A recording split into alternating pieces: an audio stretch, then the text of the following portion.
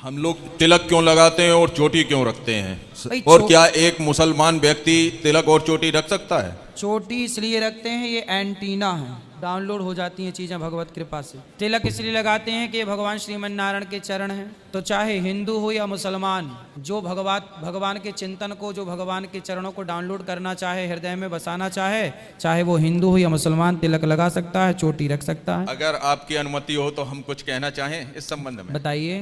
तिलक लगाने के दो कारण हैं, एक जनरली कारण है, एक आध्यात्मिक कारण ठीक है। जनरली कारण ये है कि जब हम ईश्वर को, अपने इष्ट को तिलक लगाते हैं, वो अगर वही तिलक हम अपने माथे पर लगा लेंगे तो जहाँ जहाँ हम जाएंगे दिन भर वो उनका आशीर्वाद बनकर हमारा रक्षा करेगा। एक तो ये जर्नली है, बिल्कुल। और आध्यात्मिक एक है, ये है कि हमारे शरीर में 7 चक्र पाए जाते हैं। ठीक है। जिसका 6वां चक्र आज्ञा चक्र माथे पे होता है। बिल्कुल। उसकी सूर्य की रोशनी उस तेज को छीन ना करे, इस वजह से माथे पर तिलक लगाया जाता बिल्कुल, है। बिल्कुल। और चोटी इसलिए रखी जाती है क्योंकि हमारे माथे पर सहस्त्रार चक्र होता है, जिसकी सूर्य की रोशनी से वो हमारा तेज कम ना हो जाए, इसलिए गोमुख बराबर चोटी रखी जाती है। ठीक है। गलत तो नहीं बोला गुरुजी? क्षमा बिल्कुल चाहते सही, हैं यार, नहीं, गलत सही है, बोला सही वो। है। काहे गलत बोलोगे, सही बोल रहे हो। दूसरा प्रश्न पूछें गुरुजी? हाँ। दूसरा प्रश्न ये है कि 2 शब्द ऐसे कौन से हैं जो अगर व्यक्ति जान ले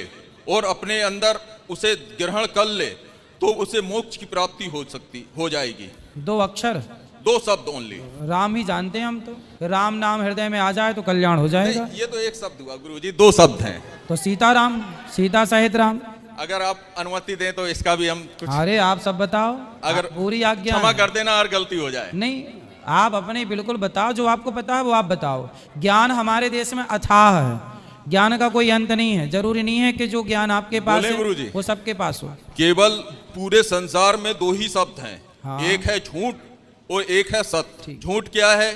जिसे हम मिथ्या भी कहते हैं। जो नश्वर है, जो एक दिन समाप्त हो जाएगा, हाँ। वो सब झूठ है।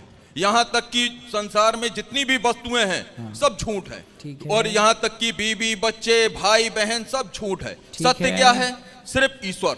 ठीक है। जब तक इस झूठ के माया जाल में हम फंसे रहेंगे ना, उतने ही सत्य से दूर रहेंगे। ठीक है। और जैसे जैसे इस झूठ के माया जाल से हम बाहर आते जाएंगे ना, उतने ही सत्य के करीब आते जाएंगे। इसलिए तो बोल रहे हैं, सत्य जब भगवान है तो सीताराम को बिठा लो हृदय में, ये कल्याण हो जाएगा। वही तो बात थी। और जब पूरी तरह से, यानी कि आखिरी झूठ हमारा होता है हमारा अहंकार, मैं, जब वो झूठ हमारे अंदर से चला जाता है, हमारे शरीर का झूठ, उसी समय हमें मोक्ष की प्राप्ति हो जाती है। गलत तो नहीं बोला गुरुजी? सब सही है।